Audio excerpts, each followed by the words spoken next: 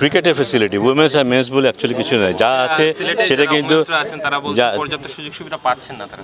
যেটা আছে সেটা কিন্তু মেন্স ওমেন্স সবার জন্য, কিন্তু শুধু সব ক্রিকেটারের জন্য এই ফ্যাসিলিটি। সো যেটা আছে দুজনকেই ব্যবহার করতে হবে, সেই সুযোগ দুই দুই দুই পক্ষেরই বোধহয় ব্যবহার করতে পারা উচিত। সো যদি না থেকে থাকে আমরা নিশ্চয়ই চেষ্টা করব সেটা যেন হয়, সেটা সেটা করার। যে একটা টিম করার প্রস্তাব এসছে, এই টিমটা যেই ইনভেস্টিগেটিং টিম বিপিএল যারা ইনভেস্টিগেট করেছেন তাদের যেই রিপোর্ট এসছে সেটার উপরে তারা রিভিউ করবেন এবং বোর্ডকে জানাবে যে বোর্ডের করণীয় কী।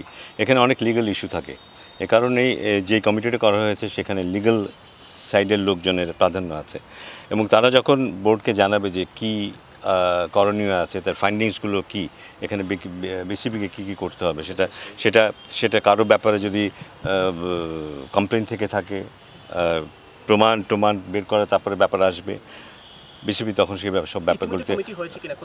হ্যাঁ, 4 সদস্যের একটা কমিটি করা হয়েছে এবং কারা কারা কী কী ইয়ে থাকবে সেখানে সেটা করা হয়েছে, বাট কমিটিটা এখনও ঘোষণা করেনি। এটা বোধহয় আছে আমরা আজকে ফাইনাল করে ফেলবো কোন 4 জন থাকবেন, বাট কারা কারা কোন ধরনের মানুষ থাকবে এখানে সেটা নির্ধারিত করা হয়েছে।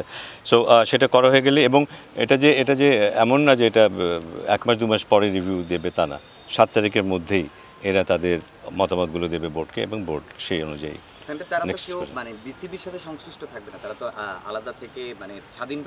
বিসিবির বাইরের থাকবে, বিসিবির ভেতরে থাকবে, এটা সো দ্যাট বিসিবির ভেতরের ব্যাপারটাও বুঝতে হবে। বাইরের লোক বিসিবির অনেক ভেতরের ব্যাপার বুঝবে না, সো বাইরের লোক এবং ভেতরের লোক 2 ধরনের লোক থাকবে। তবে এখানে মূল কাজটা হবে কিন্তু যারা আইন বিশেষজ্ঞ তাদের।